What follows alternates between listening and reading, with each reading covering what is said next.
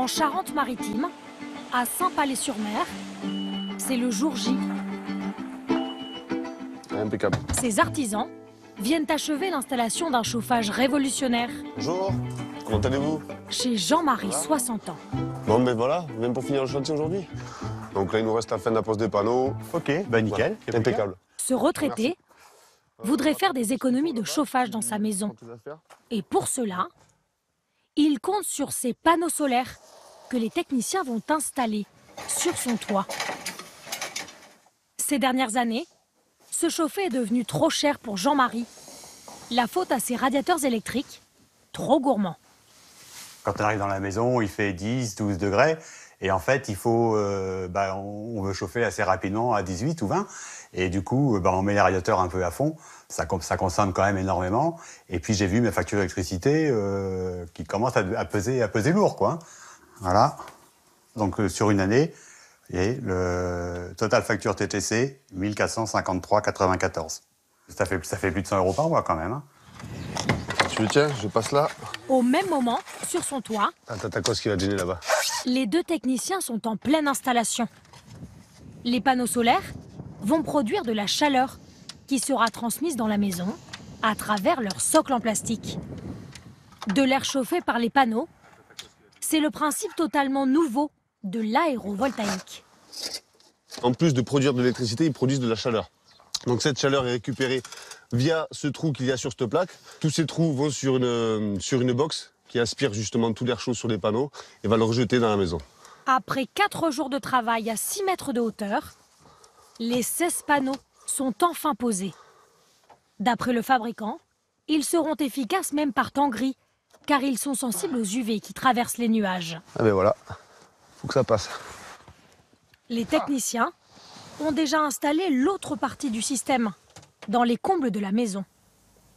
Donc via ce trou, l'air est aspiré, passe dans le tuyau isolé en alu, qui arrive en définitive jusqu'à la box de ventilation et qui rejette dans la maison via des bouches de VMC. Ces bouches d'aération, les ouvriers en ont installé 3 à l'intérieur de la maison. Elles vont souffler en continu un air à 19 degrés. Voilà, donc c'est ça alors. Voilà, donc là, vous voyez, on peut le sentir. Voilà, il y a de l'air plus ou moins chaud qui sort de là, dans l'immédiat. Et on peut régler le Voilà, donc débit là, vous pouvez régler le débit de la bouche en tournant, en ouvrant ou en fermant. Désormais, Jean-Marie va se chauffer avec une énergie gratuite et inépuisable, le soleil.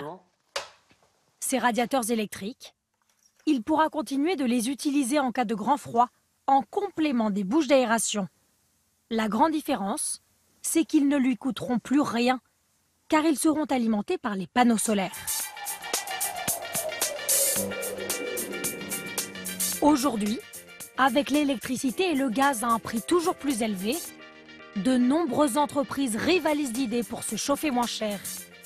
Aérovoltaïque, mais aussi pompe à chaleur, chaudière à condensation ou poêle à bois.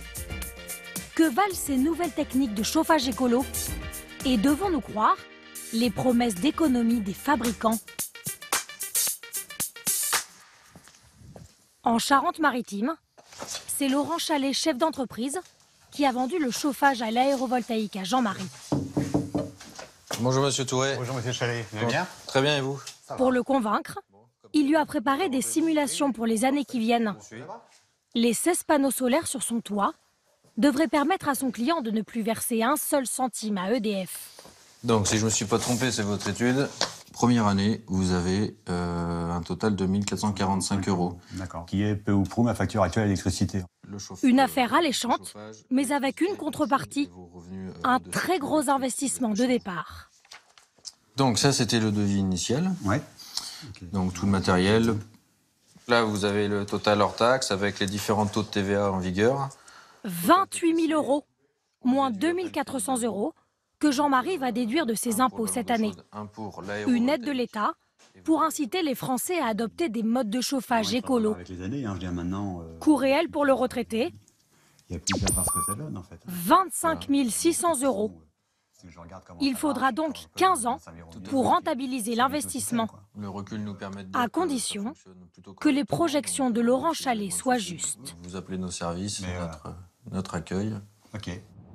Le boom du chauffage alternatif, cet homme d'affaires l'a senti venir avant tout le monde. En 2009, il quitte la finance et lance sa PME de panneaux solaires. Bonjour Chloé, tu vas bien? 7 ans plus tard, le pari est gagnant. Il a ouvert 23 franchises partout en France. Une réussite fulgurante, portée par l'air du temps écolo, dont il a fait sa marque de fabrique, avec un peu de cynisme. Même mes lacets sont verts, mes chaussettes sont vertes, la pochette est verte, le pins de l'entreprise est vert, et même les boutons de manchette, hop, ils sont verts. Mais vous êtes un écolo convaincu ou c'est un peu du marketing quand même? Non, c'est du marketing qui coûte pas cher et qui marche très bien, voilà. Vous avez bien entendu? C'est du marketing qui coûte pas cher et qui marche très bien, voilà. Au moins, ce jeune patron assume. C'est des niveaux comme ça, on reste Au niveau. début, il ne vendait que des panneaux solaires pour faire de l'électricité. Quand le chauffage à l'aérovoltaïque est apparu il y a 2 ans, il a senti le bon filon. Aujourd'hui, sa croissance est exponentielle. On va quasiment doubler le volume par rapport à l'année 2016. Donc on devrait être entre 30 et 40 réalisations. Sans aérovoltaïque, l'entreprise, à l'époque, on était plus dans le million de chiffre d'affaires. Et aujourd'hui, 1,6 million. Voilà. Et l'année prochaine, peut-être on passera à la barre des 1,8 million, on va s'approcher des 2 millions. Pour lui, aucun doute, l'aérovoltaïque, c'est l'avenir. Alors permet-il vraiment de se chauffer gratuitement? À Paris, nous sommes allés poser la question à l'ADEME. Cette agence publique de l'énergie est chargée d'évaluer les nouvelles méthodes de chauffage et d'alerter les Français sur les éventuelles arnaques. Bonjour monsieur.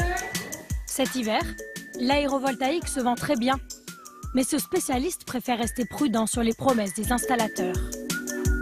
Alors c'est une technique intéressante. Maintenant, il faut être honnête, on a encore peu de recul sur la mise en œuvre réelle, concrète, chez les particuliers. Il y a environ 5000 opérations réalisées en 2015 en France avec cette technologie.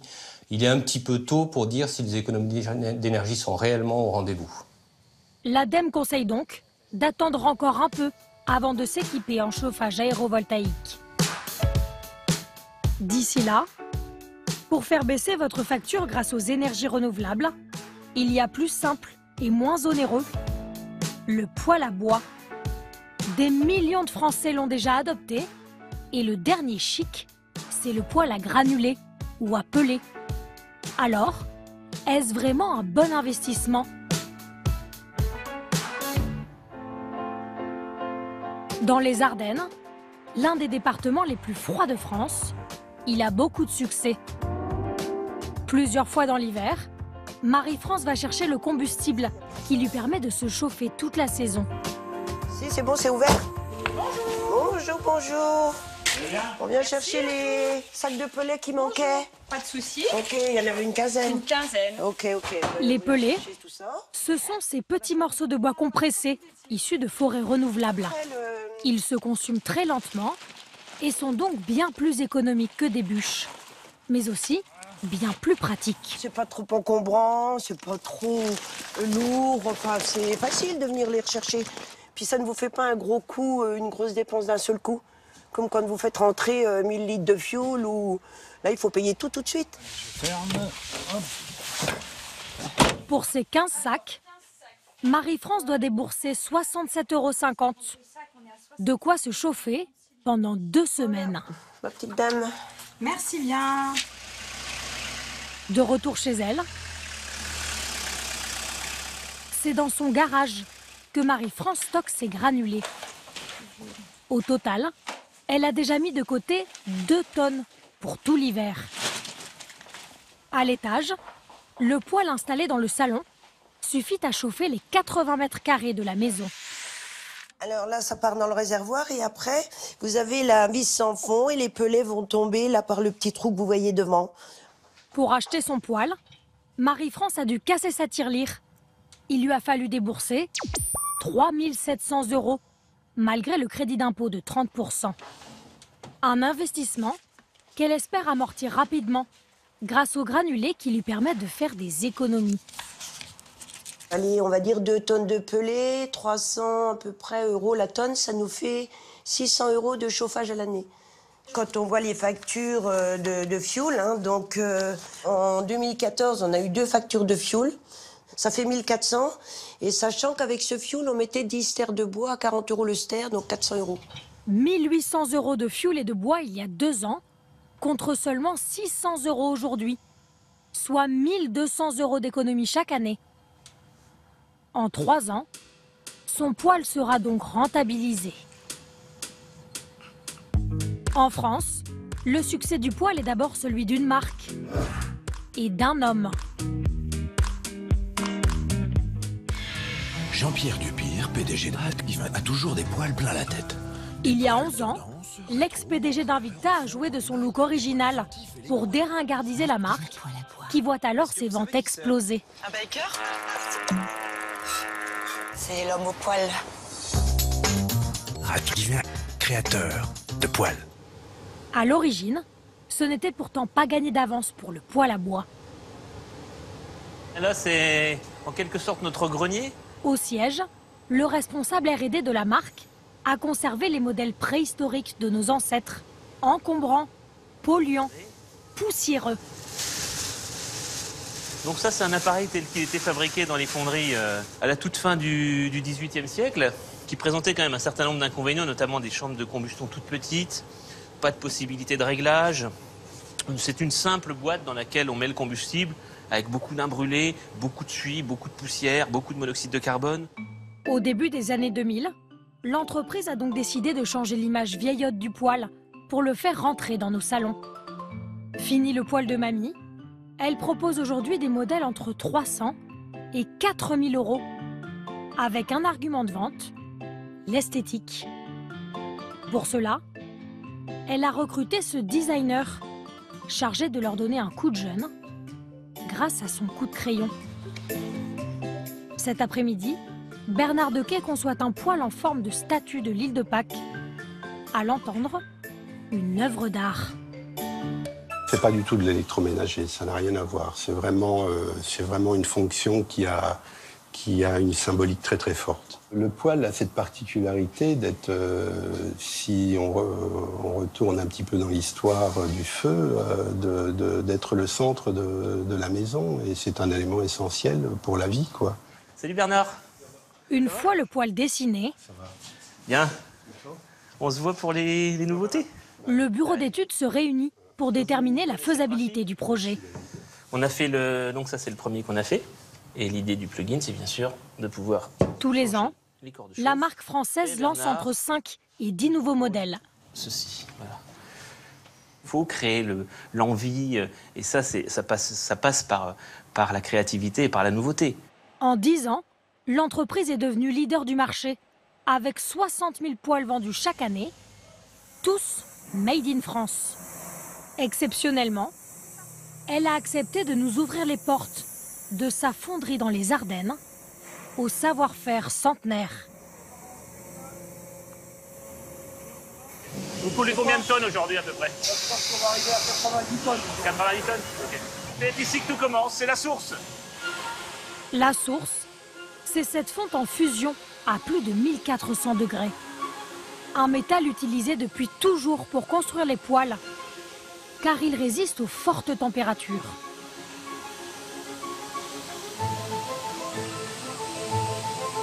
Les moules vides arrivent et ils sont remplis pour former la pièce qui ensuite sera utilisée pour faire des poêles. Donc la pièce va progressivement refroidir dans le moule jusqu'au moment où il y aura séparation du sable et de la fonte. Tout au bout du tapis, les pièces apparaissent. Ici, des portes de poêle. Les 20 pièces en fonte sont ensuite assemblées à la main. Chaque jour, plusieurs centaines d'exemplaires sortent de cette usine. Thermostat connecté, filtre à particules, l'appareil est aujourd'hui aussi sophistiqué qu'un ordinateur. Le poêle s'est imposé comme le champion des modes de chauffage alternatifs en France. Mais aujourd'hui, de nouvelles techniques apparaissent, beaucoup plus inattendues. Se chauffer grâce aux déchets, l'idée n'est pas si fumeuse, car cette matière première est inépuisable et gratuite. Depuis 2 ans, elle permet à ce petit village de la région parisienne de se chauffer pour presque rien. C'est au volant de sa voiture que Didier Guével, le maire, a eu la révélation. À passer tous les jours devant le centre d'enfouissement, qui se trouve là sur la gauche, je me suis dit, il y a peut-être quelque chose à faire. Le centre d'enfouissement des déchets est une verrue dans le paysage pour tous les habitants de sa commune. Didier Guével a su en faire une chance. Bonjour Muriel. Depuis plusieurs années, il cherchait un moyen plus écolo et surtout plus économique que l'électricité ou le fioul pour chauffer les 80 habitants de son village. Et comment vous avez eu l'idée? Vous connaissez bien les techniques des énergies renouvelables? Vous êtes ingénieur dans l'âme Alors non, ingénieur dans l'âme, non, mais j'étais j'ai une formation, j'ai été responsable d'environnement à la RATP. Je m'occupais de la certification ISO 14001. Bon, quoi qu'il en dise, un spécialiste assez fou pour avoir l'idée de chauffer son village grâce aux déchets. Alors comment une telle prouesse est-elle possible? Tout commence à 40 km de là, dans cette déchetterie. 500 tonnes d'encombrants arrivent ici chaque jour. Du bois, du carton, du fer, qui vont être recyclés. Mais ce qui n'est pas recyclable prend la direction du centre d'enfouissement du Plessis-Gassot. Dans cet immense trou grand comme 10 terrains de football, les camions vident leur contenu. Enfouis sous terre, les déchets vont générer de l'énergie.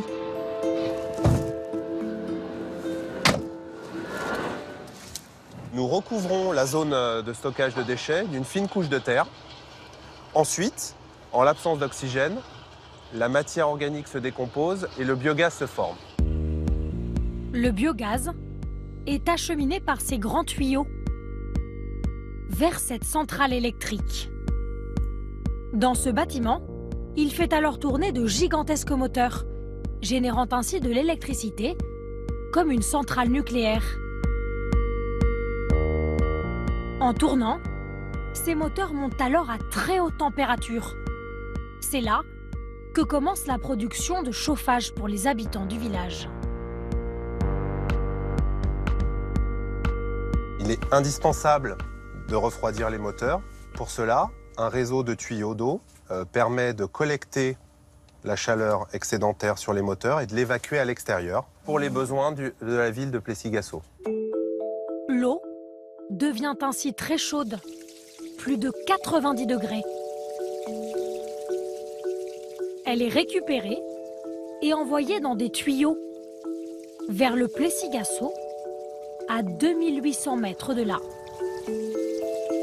L'eau arrive alors dans les maisons quasiment à la même température, comme chez Michel. Alors ça, je vous l'enlève si vous voulez, comme ça vous allez voir. Voilà. Dans chaque foyer, la mairie a installé cette chaudière. Alors notre eau chaude qui arrive de la station là-bas, arrive par ces tuyaux aussi. Et après, tout ce mécanisme, moi, je n'y connais pas grand-chose, mais c'est ce qui nous donne une superbe chaleur. Il a fallu après que j'installe toute l'installation du chauffage. Donc ici, ce radiateur, j'ai le radiateur de la cuisine. 9 nouveaux radiateurs au total, 12 000 € payés cette fois par Michel. Mais avec le chauffage aux déchets, sa facture a considérablement diminué. Avant, je payais 600 € électricité chauffage pour 3 mois. Et maintenant, le chauffage me coûte pratiquement plus rien. 213 €, c'est pratiquement rien. 213 € à l'année, soit moins de 20 € par mois. Fini le temps où Michel devait vivre dans une maison mal chauffée et s'habiller en polaire de la tête aux pieds les jours de grand froid. Désormais, sa maison est un petit nid douillet à 22 degrés. Ah, Mireille. Ah, bonjour, Michel. Bonjour. Ça va? Oui. Avec son amie Mireille, c'est aujourd'hui sous la véranda lorsqu'elle prend le café en plein hiver. Puis alors Jacques, comment il va? Ah bah, pas de problème. Il y a encore 2 ans, c'était impensable. Bon, on va en profiter alors. Bah, bien sûr. Il fallait mettre un pull. On savait quand on allait chez Michel qu'il fallait se couvrir. Mais maintenant, tout va bien et il fait bon. C'est tout à fait vrai. Hein. Donc là, maintenant, on apprécie. Hein. Non seulement nous avons bien chaud, mais en plus, ce n'est pas très cher. Donc, très appréciable. Hein. Très, très appréciable. Presque gratuit et totalement renouvelable, le chauffage aux déchets intéresse aujourd'hui le monde entier. En France, Le Havre, Goussainville ou Clichy-la-Garenne se préparent déjà à suivre l'exemple de ce petit village du Val d'Oise.